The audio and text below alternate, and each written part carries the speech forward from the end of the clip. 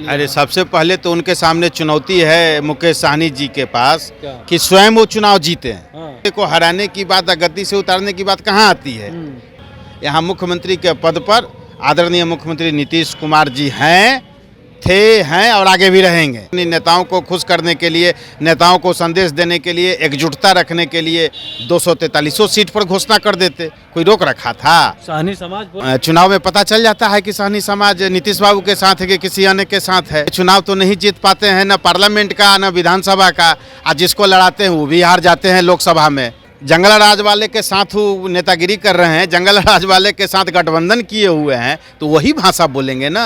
सुभाष यादव ने कहा कि सीएम हाउस में किडनैपरों के साथ मीटिंग होती थी, यहाँ इस तरह का सत्ता संरक्षित अपराध कोई नहीं होता है। बाथे नरसंहार, बथानी टोला नरसंहार कोई भूल गया है बिहार का लोग। नंबर 2 कि बिहार में मुख्यमंत्री का पद खाली ही नहीं है।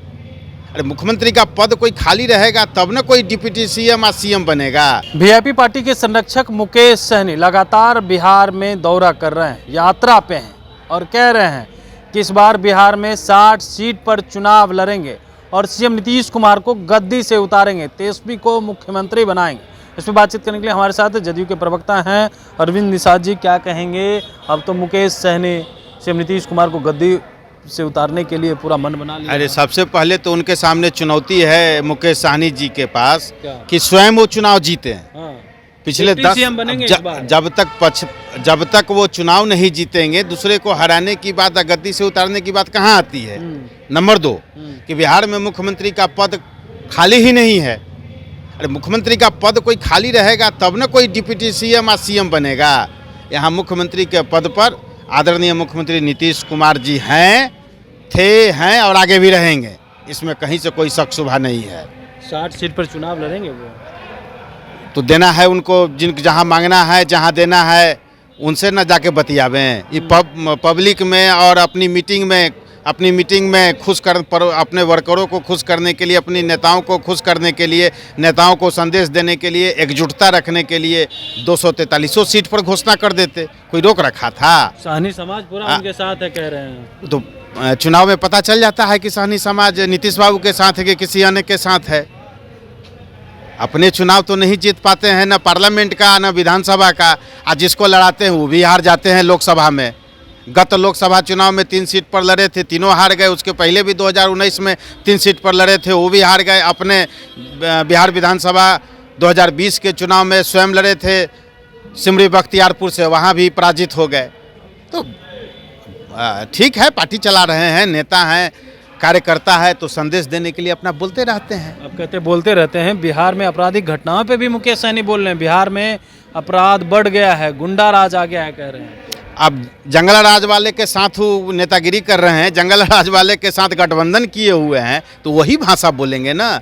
आदरणीय मुख्यमंत्री नीतीश कुमार जी के नेतृत्व में सरकार बेहतरीन तरीके से काम कर रही है और यहाँ कोई भी आपराधिक घटनाओं पर बचाया नहीं जाता है। जैसे सुभाष यादव ने कहा कि सीएम हाउस में किडनैपरों के साथ मीटिंग होती थी, यहाँ इस तरह का सत्ता संरक्षित अपराध कोई नहीं होता है।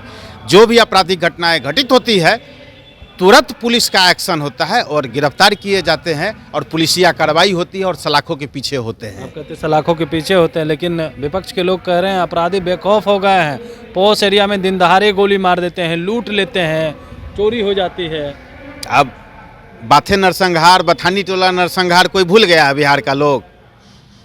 सैकड़ों हत्याएं नरसंहार के रूप में होता था। आज सत्ता संरक्षित और अपराध हो रहे हैं कि नहीं, सत्ता संरक्षित और अन्य तरह के अपराध यहाँ तो आज नहीं हो रहे हैं। कोई आपसी विवाद का नरसंहार हो रहा है, आपसी पारिवारिक कलह का कोई ये घटनाएं हो रही हैं।